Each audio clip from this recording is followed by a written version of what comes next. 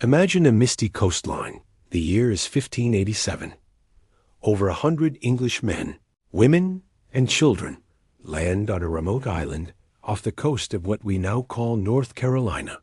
They came seeking a new life, a fresh start in a vast, unknown land. But within a few short years, they would vanish, becoming the heart of America's oldest and most haunting mystery. This is the story of the lost colony of Roanoke. Their journey across the Atlantic was treacherous, but their arrival was filled with hope. Led by Governor John White, the colonists set to work, building homes and a fort on Roanoke Island. They were pioneers, carving out a piece of England in the American wilderness. But the New World was not as welcoming as they had hoped. The soil was sandy, the climate was harsh, and relations with some of the local Native American tribes were tense from the start. Life was a constant struggle.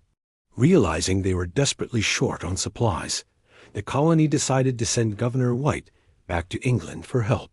He promised to return as quickly as possible, leaving behind his own family, including his daughter Eleanor and his newborn granddaughter, Virginia Dare, the first English child born in the Americas. He couldn't have known that he would never see them again. His return voyage was delayed by a brutal war between England and Spain. The mighty Spanish Armada was sailing to attack England, and every available ship, including White's, was commandeered for the war effort. For 3 long years, John White was trapped in England, consumed with worry for the colonists he had left behind. Finally, in August of 1590, on his granddaughter Virginia's 3rd birthday, John White returned to Roanoke. But the sight that greeted him was not the bustling settlement he had left. It was an eerie, silent ghost town. The houses had been carefully dismantled, not violently torn down. The defensive palisade around the settlement was still standing. The small boats they used for coastal travel were gone.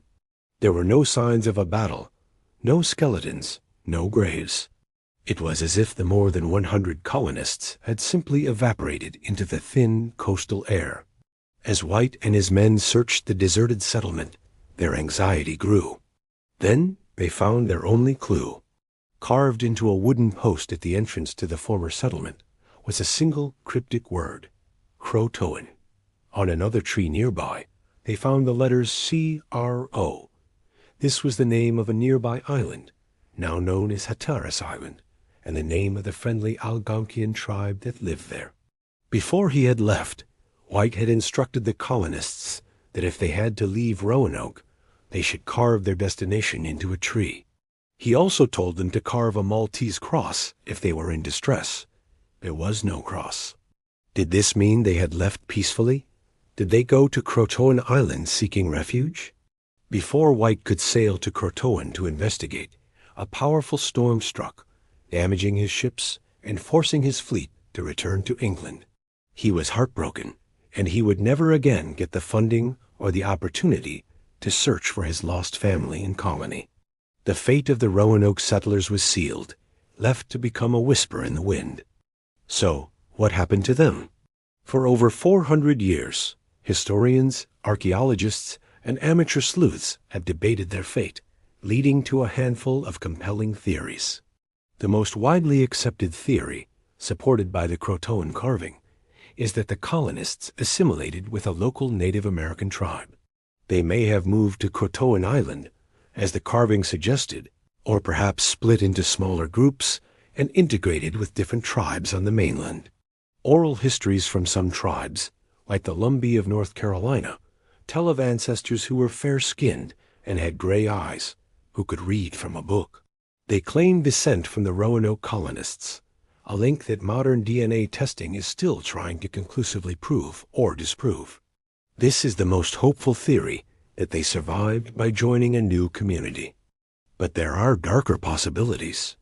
Another theory suggests the colonists simply starved. Their initial settlement attempts were plagued by a lack of food and difficult farming conditions. With White's return delayed for 3 years, their supplies would have certainly run out. They might have succumbed to famine or diseases to which they had no immunity, their bodies slowly reclaimed by the unforgiving wilderness, leaving no trace for White to find. This grim scenario paints a picture of a slow, desperate end for the settlers. Then there is the theory of conflict. While their initial relations with the CROATOAN tribe were friendly, the English had previously clashed with other, more hostile tribes in the region. Is it possible that the Roanoke colonists were attacked and wiped out? Or perhaps captured and enslaved? Some Spanish accounts from the time mention sightings of English settlers held captive in the interior, but these reports were never confirmed. The lack of bodies or signs of a struggle at the fort makes a full-scale massacre seem unlikely, but smaller raids or targeted attacks on colonists venturing out for food can't be ruled out. Each theory has its believers, but without a definitive piece of evidence, a letter, a diary, or a gravesite, it all remains speculation. The colonists' true fate is a puzzle with missing pieces. The search for those missing pieces continues to this day. Modern archaeology is our best hope for solving the mystery. For decades, teams have been excavating sites on Roanoke Island and Hatteras Island, searching for any clue. They've uncovered intriguing artifacts, bits of English pottery, a 16th century rapier hilt, a lead seal, and even a gold signet ring. These finds suggest that some settlers may have indeed moved from Roanoke and lived among the Native Americans for a time. At a site on Hatteras Island, archaeologists found a mix of English and Native American artifacts from the correct time period, suggesting a shared living space. Another exciting discovery came from John White's own map. Hidden under patches were faint drawings of two forts, one located about 50 miles inland. Archaeologists excavating that area, now called Site X, have found more English pottery shards. This suggests a small group may have split off from the main colony and attempted to build a new settlement further inland. These discoveries are tantalizing. They tell us the story is more complex than we thought, that the colonists didn't just vanish from Roanoke Island itself. They moved. They tried to survive.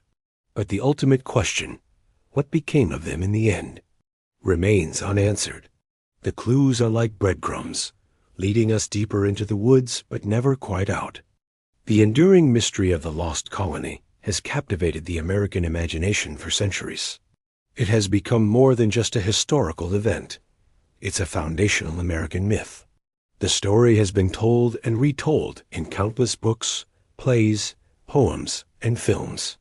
It's the inspiration for horror stories about ghostly colonists haunting the island and for romantic dramas about forbidden love between settlers and Native Americans. The name CROATOAN itself has taken on a life of its own, appearing as a mysterious, ominous word in popular culture, from TV shows like Supernatural to the works of Stephen King. Virginia Dare, the first English child born in the New World, has become a powerful symbol, a representation of innocence, of the promise of a new beginning, and of the ultimate loss. The story of Roanoke is a blank canvas onto which we project our own hopes, fears, and questions about the American experience.